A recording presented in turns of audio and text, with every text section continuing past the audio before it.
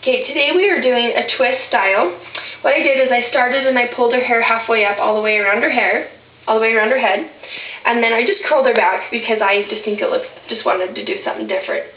And what we're going to do is we're just dressing up the top of her style, and I already have one of those in there right now.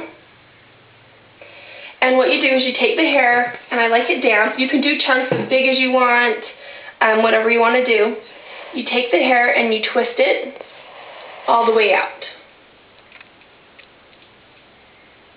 Then you take it, and it kind of goes down in its own little pattern. And then you take a bobby pin, and you just kind of stick it down in.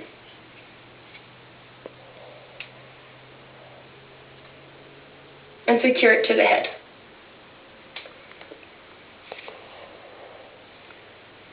And then you just do a couple of these all the way around. I'm going to do one more. And then I'm going to curl the rest of that ponytail, just to blend in with our hair.